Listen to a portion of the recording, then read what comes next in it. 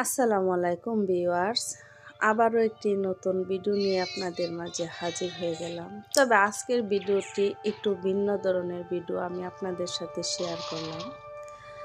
আজকে আমি আপনাদের সাথে শেয়ার করতে গেলাম যে দেখি আমাদের সকাল সকাল বাজার থেকে আমাদের কি বাজার এবং কি সবজি কিনে নিয়ে আসছে, এগুলি আমি আপনাদের সাথে শেয়ার করব। আর আজকে ব্লগ সিস্টেম ভিডিওটাই করে নিলাম। অনেক শখ করে ইউটিউবে আসলাম যে দেখি ইউটিউব করে কেমন লাগে। অনেক অনেক স্বপ্ন নিয়ে এসেছিলাম, কিন্তু সেভাবে তো ভিডিওতে ভিউ আসে না। আর কি আর করব, এত কষ্ট করে ভিডিও বানাই, ভিডিওতে ভিউ আসে না, কিছুই আসে না। তো তারপরও যে এই যে একটা নেশা ইউটিউবের প্রতি, সেটা তো আর ছাড়তে পারি না। তাই আমি মাঝে মাঝে আপনাদের সাথে একটু একটু ভিডিও শেয়ার করতে চলে আসি। এই তো দেখতেই পাচ্ছেন বাজার থেকে আজকে কিনে এসেছে সিম, ফুলকপি, ধনিয়া পাতা, মূলা, সেই সাথে নিয়ে আসছে ছোট ছোট মাছ। আর এখন আমরা এই সব সবজিগুলো ছোট ছোট করে কেটে রেডি করে নিব। রেডি হয়ে গেলে ছোট ছোট করে কেটে আমরা রেডি করে ফেলেছি। আজকে সবজি রান্না করা হবে। আমি হয়তো সম্পূর্ণ রান্নাটা আপনাদেরকে শেয়ার করতে পারবো না, যতটুকু পারি ততটুকুই দেখাবো। গাজর, আলু, লাউ, সিম, মূলা, এই 6 থেকে 7 ধরনের সবজি দিয়ে একসাথে মিক্স করে একটা সবজি রান্না করব। আর বাজার থেকে নিয়ে এসেছে ছোট ছোট চান্দা মাছ। এইসব মিলিয়ে আজকে আপনাদের সাথে একটি ভিডিও শেয়ার করব।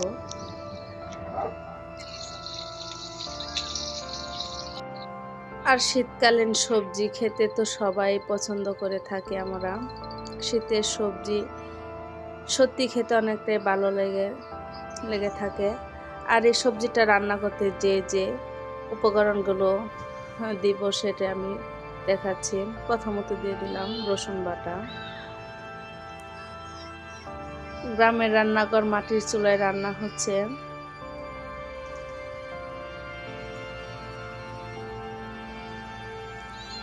তারপরে দিয়ে দিলাম আদা বাটা। আর এই সবজিটা আমি নিরামিষভাবে রান্না করব।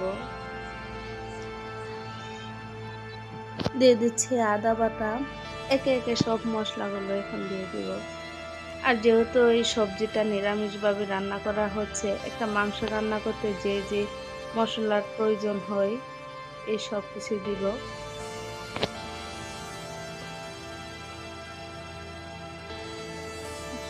দিয়ে দিচ্ছে মরিচের গুঁড়ো, হলুদের গুঁড়ো,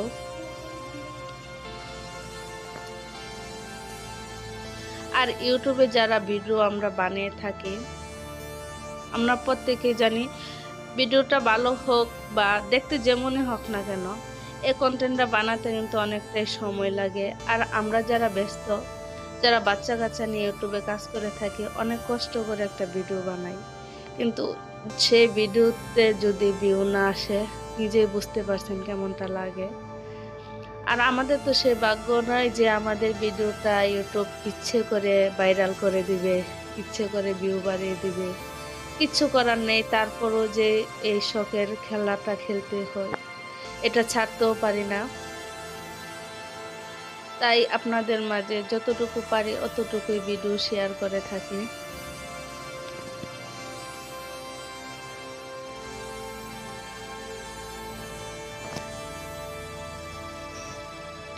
এই সবজিটার মধ্যে দিয়ে দিচ্ছে ম্যাজিক মশলার প্যাকেট। এই মশলাটা দিলে হয়তো একটু ভালো সেন্ট হয়।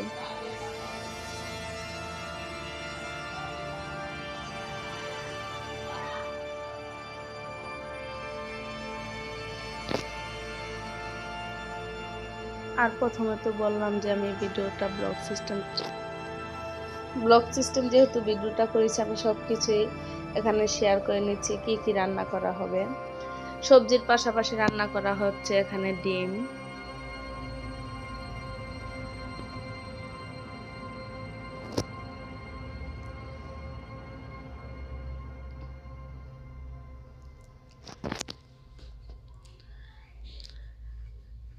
সবজি রান্নার মশলাটা কষানো হয়ে গেলে এখন একে একে সবগুলা সবজি দিয়ে দিচ্ছি।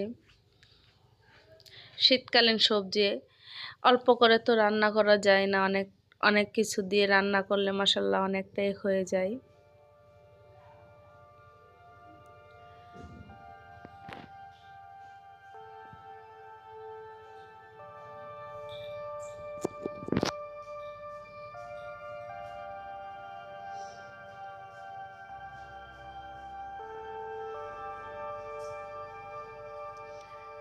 এ হচ্ছে আমাদের গ্রামের পরিবেশ।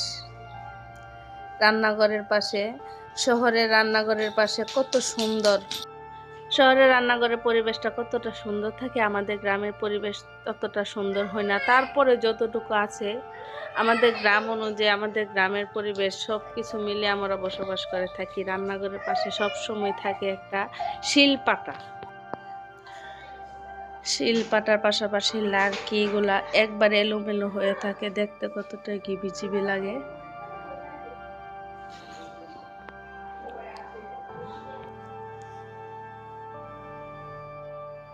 মাটির চুলায় যে কোনো তরকারি এবং পিঠা যে কোনো কিছু রান্না করলে কিন্তু অনেকটাই টেস্টি হয়ে থাকে। পাশা কড়াইতে রান্না করা হচ্ছে মুরগির মাংস। এভাবে করে আজকে অনেক কিছুই চেয়েছিলাম শেয়ার করার জন্য, কিন্তু সম্পূর্ণভাবে কোনোটাই পারি নাই। মুরগির মাংসটা রান্না করার জন্য আগে সব কিছু মশলা দিয়ে ভালো করে কষায় নিয়েছি। এখন মশলাটা কষানো হয়ে গেলে একে একে দিয়ে দিচ্ছি সবগুলো মুরগির মাংস। মুরগির মাংস দিয়ে নেড়ে চেড়ে একবারে গুটু গুটু করে রান্না করাটা কিন্তু প্রায় শেষ পর্যায়ে চলে যাচ্ছে। আর এদিকে সবজিটাও প্রায় প্রায় হয়ে আসছে।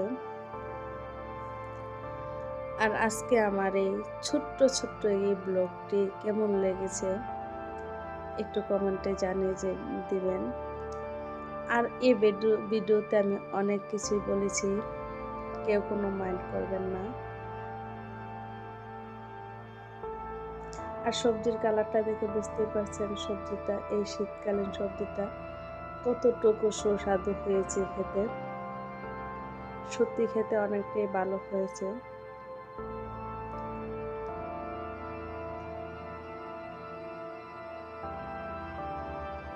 আর আমার ভিডিওতে সবসময় লাইক কমেন্ট করে আমার চ্যানেলটির পাশে থাকবেন। আর আমি যেন বেশি বেশি করে ভিডিও দিতে পারি, আমার জন্য